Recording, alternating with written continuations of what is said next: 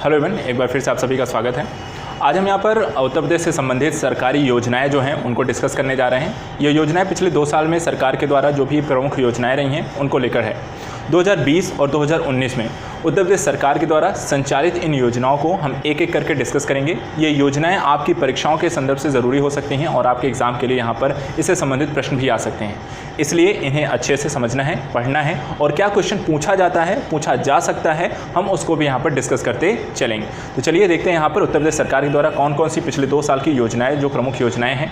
सबसे पहले यहाँ पर देखिए, इन योजनाओं को लेकर वैसे मैंने करंट अफेयर्स का जो वीडियोस में डाला था उसमें भी 1 लाइनर हमने वहाँ पर डिस्कस किया हुआ है, लेकिन एक योजना के संपूर्ण स्वरूप को समझने के लिए हम यहाँ पर टॉपिक वाइज को, योजना वाइज को देखने जा रहे हैं। सबसे पहली योजना है मुख्यमंत्री शिक्षुता प्रोत्साहन योजना। कौन सी है? मुख्यमंत्री शिक्षुता प्रोत्साहन योजना। प्रारंभ जो गई या लॉन्च की गई 18 फरवरी 2020 को। वित्तीय वर्ष 2020-21 से यह प्रारंभ होगी। प्रारंभ इस साल के वित्तीय वर्ष से अगले साल के लिए जो आपका प्रारंभ होता है, जो एक वित्तीय वर्ष होता है 1 अप्रैल से आपका 31 मार्च के लिए, वहाँ पर होगी। उद्देश्य क्या है इस योजना के, जो क्वेश्चन पूछे जा सकते हैं। उद्देश्य भी कई बार होते हैं कि मुख्यमंत्री शिक्षुता प्रोत्साहन योजना के उद्देश्य क्या हैं वो बताइए। तो उद्देश्य देख लेते हैं। प्रदेश के युवाओं को उद्योगों तथा MSME इकाइयों में ऑन जॉब प्रशिक्षण प्रदान कराते हुए उन्हें निश्चित अवधि के लिए रोजगार से जोड़ना है। तो अगर हम यहाँ पर देखते हैं कि काम जो है, उद्देश्य जो है इस योजना का कहाँ है, तो युवाओं को जोड़ना है। युवाओं को क्या प्रदान करना है? MSME सेक्टर और ऑन जॉब प्रशिक्षण देने का कार्य किया जाए, क्योंकि शिक्षुता का मतलब होता है प्रशिक्षण का कार्य किया जाना, उसको प्रोत्साहन देना है। इसके साथ साथ यदि हम देखें तो प्रशिक्षण के साथ सरकार के द्वारा एक और चीज़ में सम्मिलित की गई कि ऐसे सभी शिक्षार्थी जो भी कहते हैं, जो प्रशिक्षण लेंगे, जो प्रशिक्षार्थी होंगे, शिक्षुता कार्यक्रम में होंगे, उन्हें 25 रुपये प्रतिमाह की धनराशि प्रशिक्षण भत्ते के रूप में प्रदान की जाएगी। 25 रुपये की धनराशि प्रशिक्षण भत्ते के रूप में प्रति माह इन्हें प्रदान की जाएगी। इसके साथ साथ एक चीज़ और है, ये 25 रुपये ऐसा नहीं कि सिर्फ राज्य सरकार देगी या केंद्र सरकार देगी, इसमें दोनों ही सरकारों के अलग अलग हिस्से हैं। जैसे जो केंद्र सरकार का जो अंश है वो 1500 रुपये है और 1000 रुपये का अंश जो होता है राज्य सरकार के द्वारा दिया जाएगा। कहने का तात्पर्य है कि 2500 रुपये जो उन्हें प्रशिक्षण भत्ता दिया जाएगा, उसमें से 1500 रुपये केंद्र सरकार के द्वारा और 1000 रुपये जो होते हैं राज्य सरकार के द्वारा यहाँ पर दिया जाएगा। बजट में इस योजना है तो यहाँ पर 100 करोड़ रुपए का प्रावधान किया गया है। 100 करोड़ रुपए का प्रावधान इस योजना के लिए किया गया है। तो कोई भी जो योजना आती है उससे जो प्रश्न आते हैं वो प्रश्न क्या हो सकते हैं, जैसे कि लॉन्च कब की गई, जारी कब से की जाएगी, तो जैसे वित्तीय वर्ष 2020-21 से। उद्देश्य क्या है, तो प्रशिक्षण देना है, MSME और ऑन जॉब प्रशिक्षण देना है। और इसके साथ कुछ अन्य विश्लेषण चीज़ें ऐड होती हैं, जैसे कि प्रतिमाह इसमें कितना दिया जाएगा। पूछ सकता है कि जैसे मुख्यमंत्री शिक्षुता प्रोत्साहन योजना के अंतर्गत यहाँ पर प्रशिक्षण भत्ते के रूप में कितनी राशि दी जाएगी, तो 2500 दी जाएगी, जिसमें केंद्र और राज्य सरकार का हिस्सा है 1500 और 1000 रुपये। बजट में जो प्रावधान किया गया है 100 करोड़ रुपये। तो बस ऐसे ही चीज़ें यहाँ पर पूछे जाएंगे और मैं भी किसी भी योजना के संदर्भ में जो प्रश्न पूछा जा सकता है उन्हीं पॉइंट्स को हम यहाँ पर रखने वाले हैं और उसी चीज़ को भी आपको भी पढ़ना है। दूसरी जो योजना है वो है OTS योजना 2020। कौन सी है? OTS योजना 2020। अगेन प्रारंभ कब है? 5 फरवरी 2020 को। किया क्या जाएगा, तो एक मुश्त समाधान योजना। इसका जो फुल फॉर्म है OTS का वन टाइम सेटलमेंट है। वन टाइम सेटलमेंट कहने का मतलब है कि एक मुश्त समाधान योजना है। होगा क्या? संपूर्ण धनराशि एक मुश्त जमा करने पर देय धनराशि पर 2% की छूट दी जाएगी। जो भी बैंकिंग इत्यादि को लेकर हैं, जो भी आप ऋण ब्याज लेते हैं उसको लेकर है। मूलतः इस योजना के तहत 6 मार्च 2020 से 3 माह की अवधि अर्थात 5 जून 2020 तक आवेदन किए जाएंगे। तो OTS योजना हो गई इसके बारे में। साथ ही इसमें देखा गया कि जो कोरोना संकट के कारण जो कि आपको एक मुश्त वहाँ पर जो धनराशि थी जो अदा करने की स्थिति थी, उसको वहाँ पर डेट बढ़ा दी गई, 30 सितंबर 2020 कर दिया गया है। OTS योजना परीक्षा के संदर्भ से देखें तो बहुत इंपॉर्टेंट नहीं है और इसलिए मैं यहाँ पे इसको रिपीटेशन नहीं कर रहा हूँ, लेकिन जो इंपॉर्टेंट योजना है उसको और भी देख लेते हैं, क्योंकि 2020 में आई थी और कोरोना के संकट काल में आई थी, इसलिए इसे देख लीजिएगा। कोरोना संकट काल को अगर कोई एग्जाम्पल बना के वो क्वेश्चन पूछते हैं तो ये हो सकता है। तो ये OTS क्या है? एक मुश्त समाधान योजना है, जिसमें जो भी आपका ऋण इत्यादि है, जो भी पेंडिंग है, वो सारी चीज़ों को एक मुश्त देने के कुछ 2% तक की छूट वो देता है। दूसरी योजना है मुख्यमंत्री कृषक दुर्घटना कल्याण योजना। मुख्यमंत्री कृषक दुर्घटना कल्याण योजना 21 फरवरी 2020 को राज्य के कृषकों की दुर्घटनावश मृत्यु, दिव्यांगता की स्थिति में इसे प्रारंभ किया गया है। इसका जो पूर्व नाम था इस योजना का, मुख्यमंत्री कृषक दुर्घटना बीमा योजना। तो यहाँ पर मुख्यमंत्री कृषक दुर्घटना बीमा योजना को ही अब कहा जाएगा मुख्यमंत्री कृषक दुर्घटना कल्याण योजना कहा जाएगा। योजना का लाभ किसे मिलेगा? तो योजना का लाभ सिर्फ खातेदार किसान और सह खातेदार को मिलेगा। अर्थात यदि किसी का ज्वाइंट अकाउंट होगा तो उसे मिलेगा, और अगर अकाउंट है किसी किसान के ही नाम पे होगा तो वो सिर्फ किसान को मिलेगा। नई योजना अंतर्गत किसान और उसकी पत्नी, पुत्र, पुत्री, पौत्र, पौत्री के साथ ही बटाईदार भी इसमें शामिल होंगे। इसके अतिरिक्त 18 से 70 वर्ष तक की आयु के किसान, ये जो कह सकते हैं जो इस योजना के जो लाभार्थी होंगे वो कौन से होंगे? 18 से 70 वर्ष की आयु के किसान इसके लाभार्थी होंगे। 14 सितंबर 2019 से ये प्रभावी होगा। कब से प्रभावी होगा? 14 सितंबर 2019 से ये प्रभावी हो चुकी है। साथ ही 100% राज्य सरकार के द्वारा वित्त पोषित जिला अधिकारियों के माध्यम से संचालित। तो यहाँ पर इस योजना के अंतर्गत जो भी धनराशि, जो भी सहायता दी जाएगी, जो भी यहाँ पर किसानों की हेल्प की जाएगी, वो पूरी तरह से राज्य सरकार के द्वारा संचालित योजना है। और यहाँ पर किसी का जो उस किसान का जो चयन किया जाएगा कि कौन इसके लाभार्थी होंगे, वो चयन किसके द्वारा किया जाएगा? जिला अधिकारी के माध्यम से यहाँ पर किया जाएगा इस योजना में। साथ ही कृषक की दुर्घटनावश मृत्यु पर अधिकतम 5 लाख रुपए की धनराशि प्रदान की जाएगी। यदि किसी दुर्घटना में कृषक की मृत्यु हो जाती है, किसान की मृत्यु हो जाएगी, तो कितना दिया जाएगा? 5 लाख रुपए की धनराशि दी जाएगी। इसके अतिरिक्त किसान अथवा उसके परिजन भी 60% से अधिक दिव्यांगता की स्थिति में उन्हें 2 लाख दिया जाएगा। तो किसान होगा तो 5 लाख, और किसान के साथ यदि उसके परिजन किसी को होता है तो उसको वहाँ पर 60% यानी कि 2 लाख दिया जाएगा। इसके अतिरिक्त और 60% दिव्यांग होने की स्थिति में कितना दिया जाएगा? 2 लाख, ये ध्यान रखना है। इसके अतिरिक्त दुर्घटना में किसान की मृत्यु या दिव्यांग होने पर सभी प्रपत्र 45 दिन के अंदर तहसील कार्यालय में जमा कराने होंगे। अगर आपको मान लीजिए जो भी किसान है वो अगर दुर्घटना का शिकार होते हैं, उनकी मृत्यु होती है या आपको घायल होते हैं, दिव्यांग होते हैं, तो उससे संबंधित जो भी प्रपत्र बनेगा 45 दिन के अंदर आपको तहसील में जमा करना होगा। अन्यथा की स्थिति में ये आपको इस योजना के आप लाभ नहीं मिलेगा।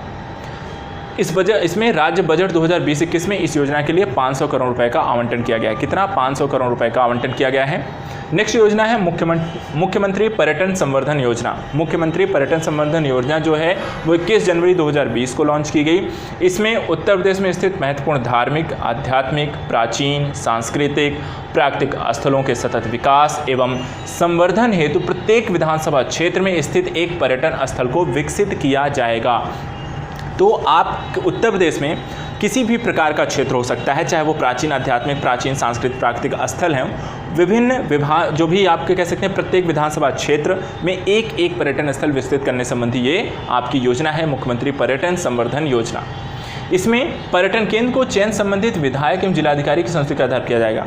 तो जिस भी जिले में एक पर्यटन केंद्र विकसित करना है तो वो पर्यटन केंद्र कौन सा होगा, इसका जो चयन करेगा वो कौन करेगा? उस जिले से संबंधित जिलाधिकारी और विधायक आपका और जिलाधिकारी इस पर्यटन केंद्र का चुनाव करेंगे। पर्यटन विभाग विधायक निधि एवं CSR निधि से प्राप्त धनराशि चयनित स्थल का विकास किया जाएगा। तो पर्यटन केंद्र के रूप में जिस स्थल का चयन किया जाएगा वहाँ पर उस पर्यटन केंद्र के विकास के लिए जो राशि आएगी, जो वित्त पोषण होगा, वो कहाँ से होगा? पर्यटन विभाग देगा। साथ ही विधायक निधि से आएगा और साथ ही CSR अर्थात कॉर्पोरेट सोशल रिस्पॉन्सिबिलिटी के तहत जो भी फंड आएगा वो वहाँ पर लगाया जाएगा। योजना की देखभाल स्थानीय निकाय, ग्राम पंचायतों अथवा प्रबंध समिति का गठन करके की जाएगी। तो इस योजना को लेकर संचालित कैसे, उसकी देखभाल कैसे करेंगे उस पर्यटन केंद्र का भाई कोई ना कोई देखरेख करने के लिए भी होना चाहिए। तो वहाँ पर उसके लिए क्या होगा? उसके लिए आपको एक स्थानीय निकाय, ग्राम पंचायतें अथवा प्रबंध समिति का गठन किया जाएगा। साथ ही नेक्स्ट जो योजना है वो है महात्मा गांधी राष्ट्रीय ग्रामीण रोजगार गारंटी योजना में क्षतिपूर्ति भुगतान की व्यवस्था की गई है। कितना भुगतान किया जाएगा? तो देखिए यहाँ पे क्या है कि 24 दिसंबर 2019 को इस प्रस्ताव को मंजूरी दी गई है। जो क्षतिपूर्ति करने की बात की गई है तो इस प्रस्ताव को आपको यहाँ पर 24 दिसंबर 2019 को इस प्रस्ताव को मंजूरी दी गई है। श्रमिकों को उनके द्वारा किए गए कार्य के सापेक्ष 15 दिन के अंदर मजदूरी का भुगतान करना होगा। अब यहाँ पर जो भी मनरेगा के अंतर्गत कोई भी मजदूर जो कार्य करता है उस मजदूर को वहाँ पर कार्य करने के 15 दिनों के भीतर उस कार्य का जो भी वेतन बनता है, जो भी वहाँ पर उसकी मजदूरी बनती है, उसका भुगतान करना होगा। श्रमिकों को विलंबित प्रतिकर के रूप में मजदूरी कर का 0.05% प्रतिदिन के आधार भुगतान किया जाएगा। अब 15 दिन के बाद यदि आप उन्हें भुगतान नहीं कर रहे हैं तो वहाँ पर भुगतान के रूप में वहाँ पर आपको अतिरिक्त राशि कितना, मजदूरी कर का 0.05% वहाँ पर आपको उनको एक्स्ट्रा देने पड़ेंगे। तो ये तो हो गया भुगतान को लेकर मनरेगा संबंधित। अगली योजना है पावर लूम बुनकरों को विद्युत दर में छूट हेतु प्रतिपूर्ति योजना। पावरलूम बुनकरों को विद्युत दर में छूट हेतु प्रतिपूर्ति योजना 3 दिसंबर 2019 को ये लाई गई थी। इसमें छोटे पावरलूम जो कि 0.5 अश्वशक्ति तक ऊर्जा का प्रयोग करते हैं, जिनकी प्रतिमाह 120 यूनिट, और बड़े पावरलूम जो 1 अश्वशक्ति तक अर्थात प्रतिमाह 240 यूनिट 3.5 रुपये प्रति यूनिट की दर से सब्सिडी जिनको प्रदान की जाती है, तो उनके लिए यहाँ पर ये योजना लाई गई थी। इसके बाद दूसरी है बाबा साहब अंबेडकर रोजगार प्रोत्साहन योजना। कौन सी है? बाबा साहब अंबेडकर रोजगार प्रोत्साहन योजना 11 नवंबर 2019 को ग्राम विकास विभाग के द्वारा संचालित की गई। इसके साथ साथ इसका जो उद्देश्य देखें तो ग्रामीण क्षेत्रों में नवयुवकों को उद्यमिता की ओर उन्मुख करना, स्थानीय संसाधनों को विकसित कर सतत रोजगार उपलब्ध कराना, ग्रामीण आबादी का शहरी क्षेत्रों की ओर पलायन रोकना। तो देखिए यहाँ पर इस योजना को लेकर क्वेश्चन ये पूछा जा सकता है कि जैसे कि बाबा साहब अंबेडकर रोजगार प्रोत्साहन योजना का क्या उद्देश्य है या क्या क्या कार्य किए जाएंगे, उसमें ऑप्शन अगर देता है कि निम्नलिखित में से कौन सा ऑप्शन नहीं है, तो आपको ऑप्शन देखिए पता है क्या क्या करना है। पहली चीज़ देखिए तो ग्रामीण क्षेत्रों में नवयुवकों को उद्यमिता की ओर उन्मुख करना है, अर्थात स्वयं के रोजगार उत्पन्न करना है, एंटरप्रेन्योर के रूप में विकसित करना है। स्थानीय संसाधनों को विकसित कर सतत रोजगार उपलब्ध कराना है, तो स्थानीय स्तर पर जो भी संसाधन उपलब्ध हैं उन्हीं का प्रयोग करके उन्हें ऐसे रोजगार उत्पन्न करना है जो कि आगे उनके लिए बेहतर रूप से कार्य कर सकें। और ग्रामीण आबादी का शहरी क्षेत्रों की ओर पलायन को रोकना है, क्योंकि रोजगार के संदर्भ से ही कोई भी व्यक्ति गांव से शहरों की ओर जाता है, तो इस प्रक्रिया से यदि रोजगार गांव में आ जाता है तो हमें शहरों की ओर जाना नहीं पड़ेगा। यह योजना सभी जाति, वर्ग एवं धर्म के लोगों के उपलब्ध है, मतलब किसी प्रकार कोई भेदभाव नहीं, वो कोई भी व्यक्ति है वो वहाँ पर ऐसा कार्य उसको वहाँ पर उपलब्ध कराया जाएगा। अनुसूचित जाति, जनजाति, दिव्यांग को प्रति इकाई 35% अनुदान अथवा अधिकतम 70,000 रुपये यहाँ पर दिए जाएंगे। किसके अंतर्गत? इस योजना के अंतर्गत, ताकि वो यहाँ पर ग्रामीण क्षेत्रों में अपने ग्रामीण क्षेत्रों में ही रहकर कोई भी उद्यमिता शुरू कर सकें। उसके लिए SC, ST और दिव्यांग लोगों को यहाँ पर 35% अर्थात 70,000 रुपये, और साथ ही सामान्य जाति को 25% अधिकतम 50,000 रुपये का ऋण अनुदान दिया जाएगा।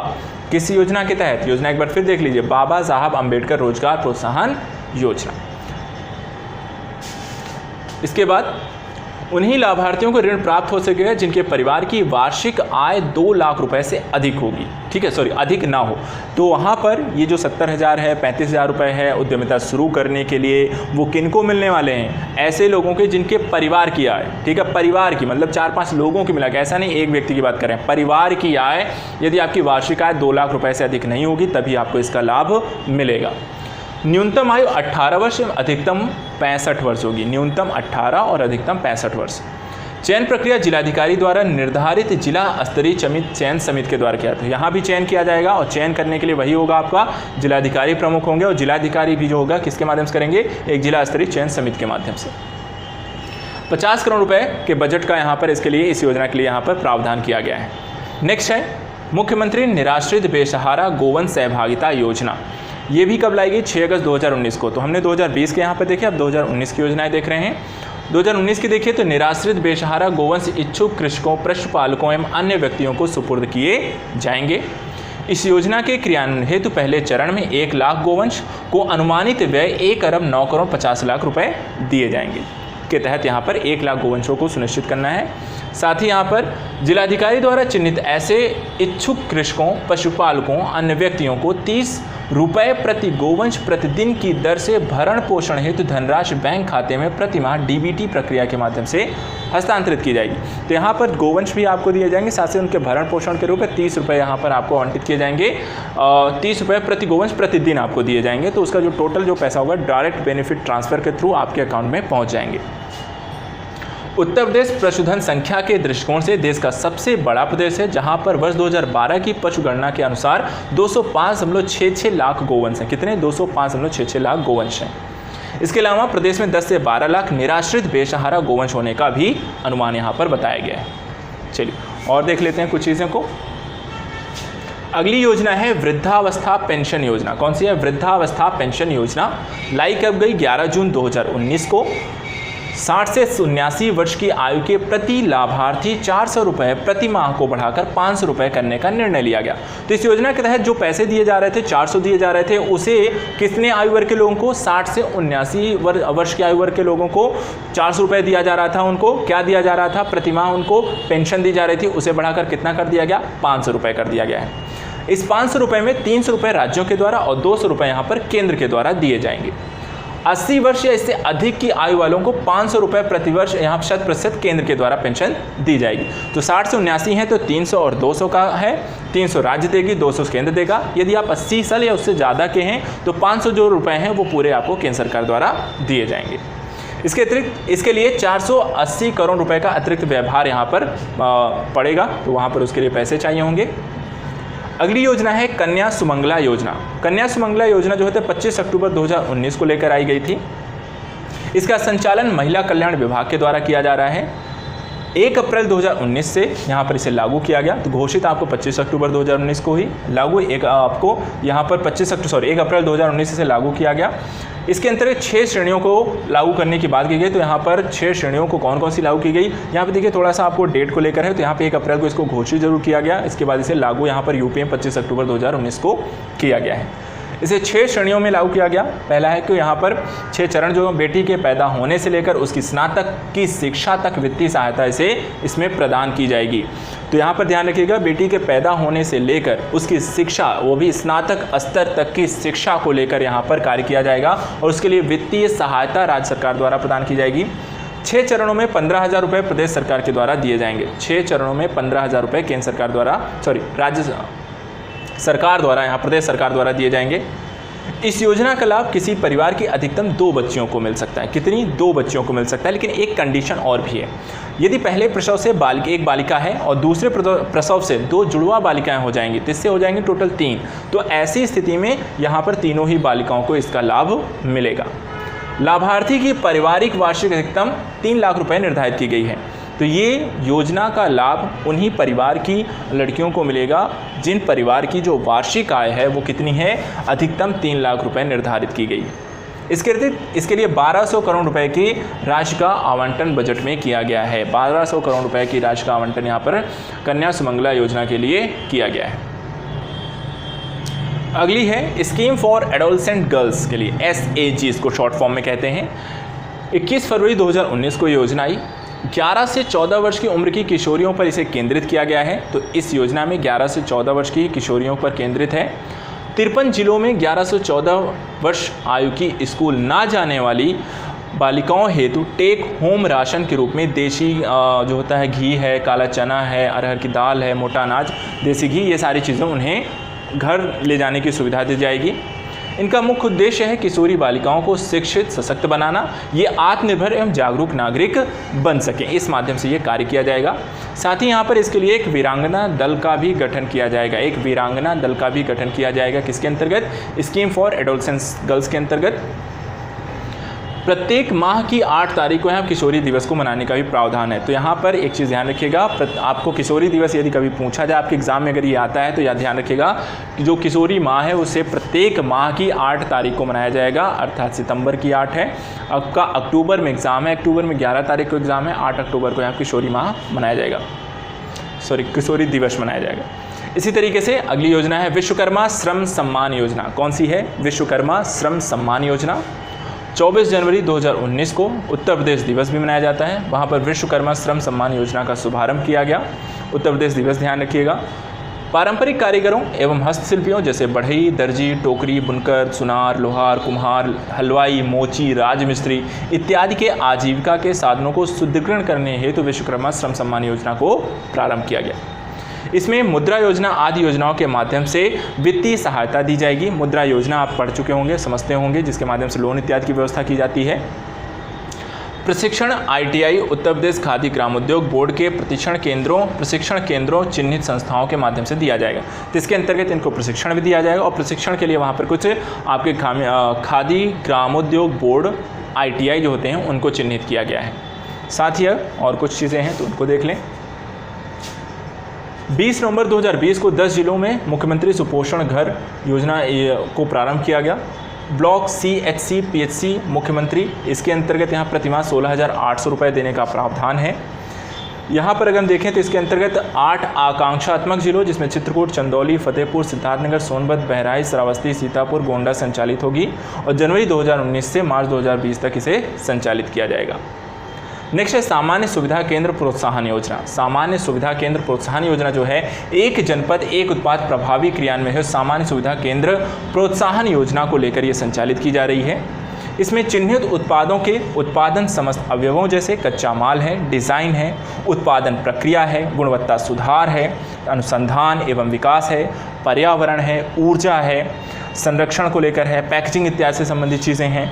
तो वहाँ पर उन सारी चीज़ों से संबंधित आपको जो होता है सुविधाएं उपलब्ध कराई जाएंगी, क्योंकि हर एक ज़िले को यदि आप एक उत्पाद के रूप में विकसित कर रहे हैं तो उस उत्पाद से संबंधित जितनी भी प्रक्रियाएं होंगी उसके लिए ऊर्जा लगनी है आपको, साथ ही आपको पैकेजिंग लगनी है, ट्रांसफ़र होना है, बनना है, निर्माण करना है, अवसंरचना चाहिए, उसकी गुणवत्ता सुधार करनी है। उन सारी चीज़ों की जो सुविधाएँ हैं वो आपको उस क्षेत्र में उपलब्ध कराई जाएंगी। इसके साथ साथ सामान्य सुविधा केंद्रों की स्थापना, संचालन एवं देखभाल का कार्य यहाँ पर स्पेशल पर्पस व्हीकल करेगी। ठीक है, इसमें सामान्य सुविधा केंद्रों की स्थापना हेतु 15 करोड़ रुपए की परियोजनाएं ली जा सकेंगी, जिसकी लागत का 10% SPV अर्थात स्पेशल पर्पस व्हीकल तथा शेष राशि राज्य सरकार वहन करेगी। तो यहाँ पर दोनों मिलकर यहाँ पर इस जो भी योजना है उसके लिए जो भी राशि लगने वाली है दोनों मिलकर इसके लिए संचालित करेंगी। अगली है मुख्यमंत्री स्वरोजगार योजना। ये उत्तर प्रदेश सरकार के द्वारा शिक्षित युवा बेरोजगारों को स्वरोजगार देने हेतु संचालित की जा रही है। इसके अंतर्गत इसमें मुख्यमंत्री युवा रोजगार योजना को प्रारंभ करने का उद्देश्य है। योजना के अंतर्गत देखिए काम क्या किया जाएगा। बेरोजगार युवक युवतियां उद्योग क्षेत्र की इकाई स्थापित करने हेतु 25 लाख रुपए तथा सेवा क्षेत्र की इकाई जैसे कंप्यूटर केंद्र हैं, टेंट हाउस इत्यादि हैं, उनको खोलने हेतु 10 लाख रुपए तक का ऋण यहाँ पर प्राप्त कर सकते हैं। कितना? 10 लाख रुपए तक का ऋण आप प्राप्त कर सकते हैं। साथ ही आवेदक की पात्रता आयु 18 से 40 वर्ष के मध्य होनी चाहिए। कितनी? 18 से 40 आयु आपको आयु वर्ग होनी चाहिए। इसके लिए न्यूनतम जो शैक्षिक योग्यता है वो भी इसमें बताया गया है। आपकी हाई स्कूल उत्तीर्ण के साथ साथ किसी भी राष्ट्रीय बैंक, वित्तीय संस्था, सहकारी संस्था आदि का डिफॉल्टर नहीं होना चाहिए। इसके अतिरिक्त ऋण प्राप्त करने में कम परियोजना लागत की इकाइयों को प्राथमिकता दी जाएगी। ऋण प्राप्त करने में कम परियोजना लागत की इकाइयों को यहाँ पर प्राथमिकता दी जाएगी। अगली योजना है एकीकृत बागवानी विकास मिशन योजना। ये देखिए 21 मई 2018 को 115.80 करोड़ के रुपए के साथ से प्रारंभ किया गया। 21 मई 2018 को 115 करोड़ की राशि मोटा अगर ध्यान रखेंगे तो एकीकृत बागवानी विकास मिशन योजना को प्रारंभ किया गया। इसमें केंद्र सरकार तथा राज्य सरकार द्वारा प्रदत्त वित्तीय सहायता से संचालित 46 जनपद में होगी। ठीक है, कितने? 46 जनपदों में से संचालित किया जाएगा और केंद्र और राज्य दोनों ही यहाँ पर इसमें सहयोग करेंगे। इसमें स्वीकृत धनराशि का जो उपयोग किया जाएगा वो कहाँ किया जाएगा? औद्योगिक कार्यक्रम तथा नर्सरी स्थापना, उद्यान रोपण, मशरूम उत्पादन, पुराने बागों का जीर्णोद्धार, संरक्षित खेती जैसे कि greenhouse, shed net house की स्थापना की जाएगी। पुष्प क्षेत्र विस्तार, सेंटर ऑफ एक्सीलेंस जैसे कन्नौज और बस्ती में है, pollination support through beekeeping, बागवानी, मशीनीकरण, कृषक प्रशिक्षण आदि कार्यों में किया जाएगा। तो बागवानी से संबंधित कहने का मतलब जो भी कार्य वहाँ पर हो सकते हैं उन सभी को यहाँ पर इस योजना के अंतर्गत संचालित किया जाएगा। उसकी योजना उन सारी चीज़ों को उपलब्ध कराया जाएगा, उनमें उनको प्रशिक्षण दिया जाएगा और इसको 46 जनपदों में संचालित किया जाएगा, जो कि 18 से यहाँ पर स्थापित है। यहाँ में हमने 18 की भी योजनाओं को रखा है, 19 की योजनाओं को और 20 की। तो अब मैंने पिछले 3 साल की जो प्रमुख योजनाएं रही हैं उनको यहाँ पर रखा है। बाकी की जो चीज़ें हैं वो हम आपको स्कीम ये हो गई आपकी योजनाएं। उत्तर प्रदेश सरकार की जो नीतियाँ उन्होंने बनाई, जो पॉलिसीज़ भी बनाई, उसको लेकर भी मैं आपको जल्दी एक वीडियो दूंगा जिससे रिलेटेड आपको सारी चीज़ों को देख सकेंगे। तो आज के लिए यहाँ पर इतना ही रखेंगे। इन्हें अच्छे से पढ़ लीजिएगा। PDF आपके पास है, साइड में रहा हूँ, उनको स्क्रीनशॉट ले लीजिएगा। तो आज के लिए इतना ही। Thank you so much.